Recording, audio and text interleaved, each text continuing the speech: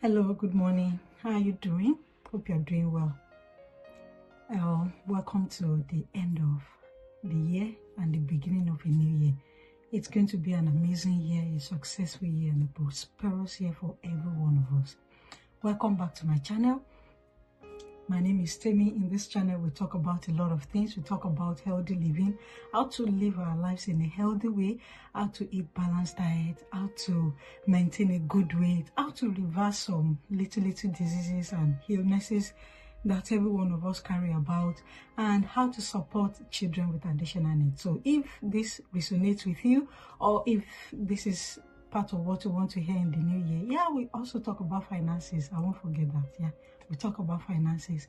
And if this is what you want to hear about in the new year, moving forward in your life, please subscribe to the channel and turn on the notification button so that when I upload all the videos, you'll be among the first people to get to know about the video and see it. Okay, so today I want to talk about something that is very important. We've been talking about healthy living, how to eat healthily. I started the diabetic series a few weeks ago, and then I will still continue about that. We have not finished that series, it's still in the process. I'm just making some research, making sure that all the information I bring here are genuine and they're factual. Okay, so that's what I'm working on at the moment. But today, we've been talking about healthy living, how to eat healthily. But there are barriers to healthy living. There are barriers to eating well. There are barriers to putting food on the table. So today, I want to talk briefly about those barriers. What are the barriers to healthy living? We know that we are supposed to live healthily. We know that this thing is not good for us. We know that, okay, we are supposed to eat this, eat that. But why are we not doing it? Why is it a problem? Why is it that a lot of our adults are obese? Why is it that some of us are at the verge of being obese? Why is it that when we see some certain foods, we cannot resist? Why? What are the barriers to healthy eating? That's what I want to talk about. So if you want to hear about this, continue watching. Don't go anywhere. Stay right there with me. Okay, so one of the reasons, the number one reason we're going to talk about today is knowledge. Yes, we all know, it's a common knowledge that what you don't know can stop you for life. Information is key. Information is power. A lot of people, we go to school, but they teach us about 6 classes of food, why we need to eat all the classes of food, what they do in our bodies. But it's like as soon as we step out of the classrooms, we forgot about it all. So knowledge is one of the things that is lacking. If I don't know that this kind of food combination that I'm eating is going to cause problem in the long run for my system, then I will continue eating it. Some of us don't know that if you don't drink adequate water, it's going to cause constipation. It's one of the major reasons for constipation. Some of us, we don't know. And what we don't know can eventually lead us into trouble. It can stop us. So knowledge is power. And that is what I want to be talking about in this channel, how to equip ourselves with sufficient knowledge about food such that when we see something, we will decide whether we want to put that thing into our body or we don't want that thing in our system at all. So knowledge is one of the things that can stop us from eating healthily. What are the other things that can stop us? Individual preferences. For example, by God's grace, I have children, but all of them, they don't eat the same kind of foods. You understand? So when you see me in a supermarket or a shopping mall, you see me selecting different types of fruits because I know that one will eat banana and cucumber. Another one will say, oh, I love citrus. Anything citrus, give it to me. I'll take it. We have one guy like that in our house. Anything citrus, he's ready for it. But if you give him watermelon, he's going to say, ew, no, I don't want watermelon. You understand? Although we still find a way to infuse those things into his meals, but you know that his favorite is citrus, lemon, oranges, tangerines, and all of those family of fruits. He loves it. You understand? Another one will say, oh, just give me grapes. Any grapes, any berries, I'll take it. But don't give me banana, don't give me mango. At least, I know that individual preferences are okay. When I was growing up, I didn't like avocado. When I see avocado, because it's not firm. It's not like apple. You understand? It melts easily. I don't want this. I don't want that. But as I grow up, as I go deeper, as I increase my knowledge in public health, in healthy eating, I know that, oh my God, avocado is one of the best fruits that can happen to the universe. You understand? And I make sure that, okay, this fruit, whether it is palatable or not, whether it is sweet or not, it has to be infused into my meals. You understand? So preferences. If you don't like to eat mango, look for something else. If you don't like eating, maybe you don't like spinach, look for, there are a lot of leafy greens that we can infuse into our meals that will make it more elderly. So don't say, I don't like eating fruit. There must be one fruit or two that you will like. You understand? Inculcate them into your meals. Don't say, I'm not a fruit person. In this age and generation, everybody must love fruit. Everybody must love fruit. Another thing, a barrier that can stop us is inability to shop and prepare the meals, especially for our men and for our older generation.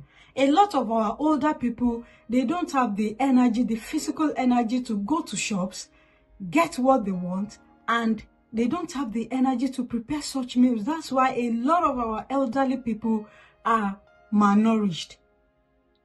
A lot of them. If you gather 100 older people above the age of 70, you'll see that most of them are malnourished. Either they are overeating, or they are not taking enough nutrients. They're not taking in adequate nutrients into their meals because of these barriers. They cannot go to shop and dictate, okay, this is what I want for this week, this is what I want to buy, this is what I want to buy, this is what I want to buy. And then when they come back home, it is whatever the people around them prepares for them. If you still have older people that are above the age of 70, ensure that they are eating adequate nutrition. Make sure that what they are putting into their bodies is wholesome. And for our men, please, I will implore you, take your health into your hands this year. A lot of our men are obese. A lot of them are at the verge of being obese. A lot of them have pot bellies that are unnecessary because of malnutrition. They don't know that they are malnourished. They think it's a good life that we have pot bellies. Yeah, you can have pot bellies, but it has to be minimal if you want to enjoy your life for a long time. If you want to enjoy healthy living for a long time, then pot belly needs to go down. It has to reduce in this 2025. Yeah, let's work upon that.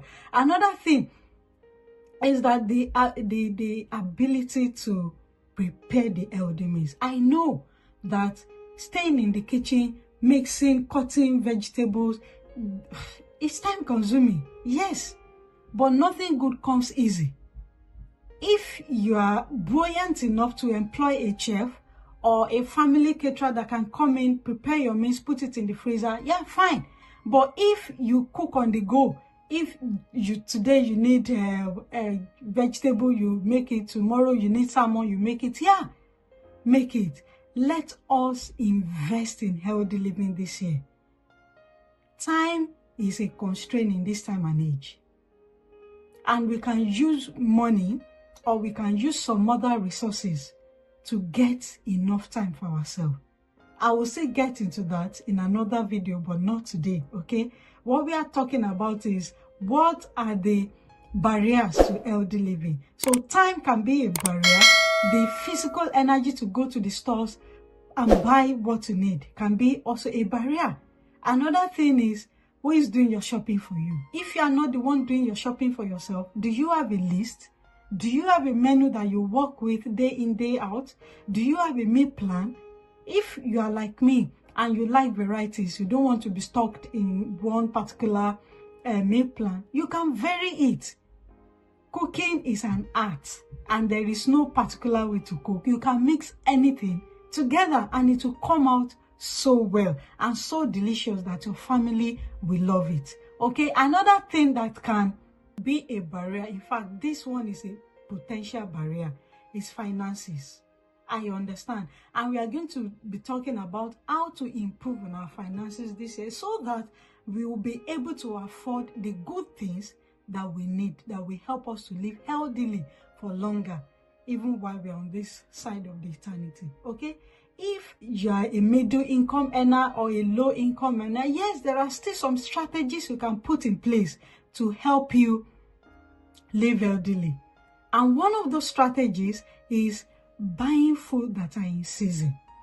Now where I live, strawberry is not in season, but you can get the frozen one, and the frozen one is as nutritious as even the fresh one. So if the fresh one is expensive, go for the frozen one if it's available where you live.